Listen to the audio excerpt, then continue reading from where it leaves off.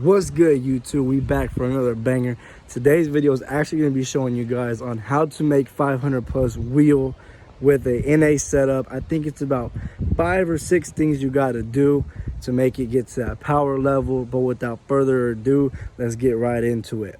So first, we're going to start off with an intake. Now, my go-to and what I use currently is the JLT 120 millimeter, the one that has the tune required. That is the one that you will make the most power with, whether you're intake, E, or whatever. Another good one is P51. That's also a good intake as well. But the thing about the P51 is the max amount of air it brings in ain't as good as the JLT, as seen right here. This thing is huge, the 120. There's the one that doesn't require a tune. That one ain't gonna add too much. It'll add like 15 tops. But this is the intake you wanna go with, the JLT 120. Next up will be headers, long tube headers or a cat delete. Cat delete and headers are about 5 horsepower difference. Cat delete, I would say if you ain't got much money, you still get a lot of power for sure with like an E85 Tune.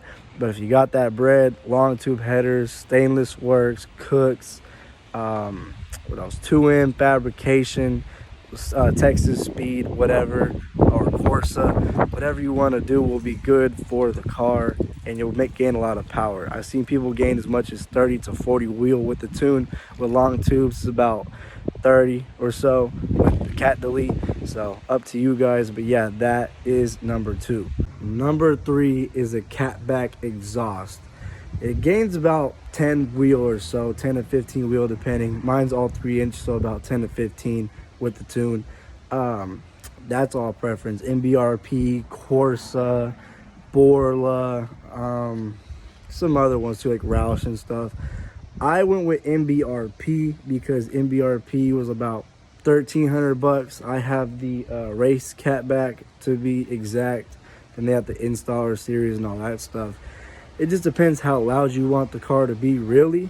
Corsa is another good one. I might go Corsa or I might go dumps. Who knows? You can also go dumps too.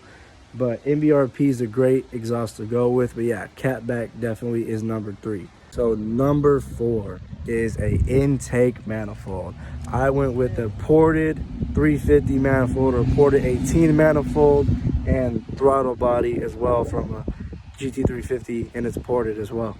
You gain pretty good power. I heard anywhere from 15 to 20 with the ported manifolds, or Cobra Jet. You can add probably 30, 40 wheel with a ported Cobra Jet.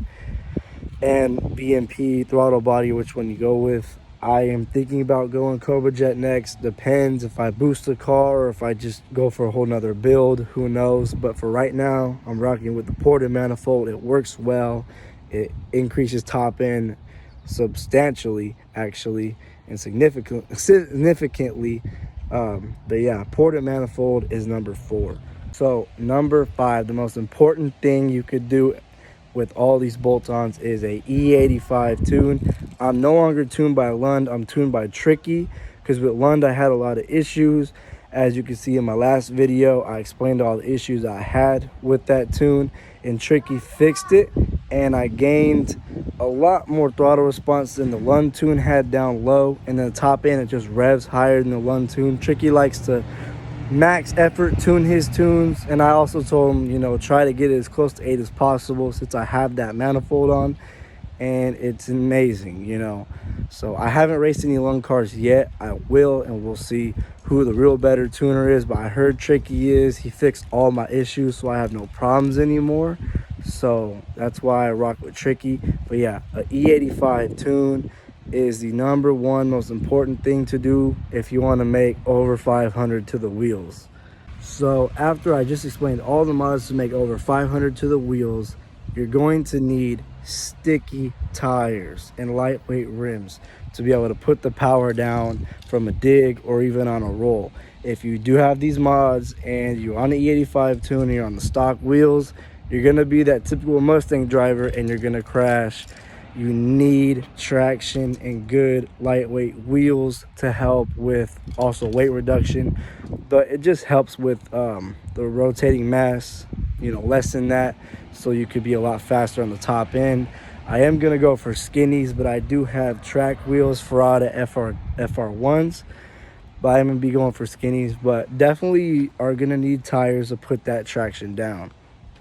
So that is the end of this video. I hope you guys like, comment, and subscribe, and I hope y'all enjoyed. You know, my car, I haven't dynoed it yet, but before the Manifold, it made about 502 or somewhere along those lines on a dyno jet to the wheels with a stock 18 but ported 350 throttle body. And of course I was tuned by Lund at that time. So, you know, with Tricky, we'll re-dyno. I will post a video on that too, and the gains it got from the Manifold and obviously the new tune. So yeah, I will see you guys in the next video. Hope y'all have a great day and enjoy this blessed day that we were given. So again, like, comment, and subscribe, and we out. Peace out, fam.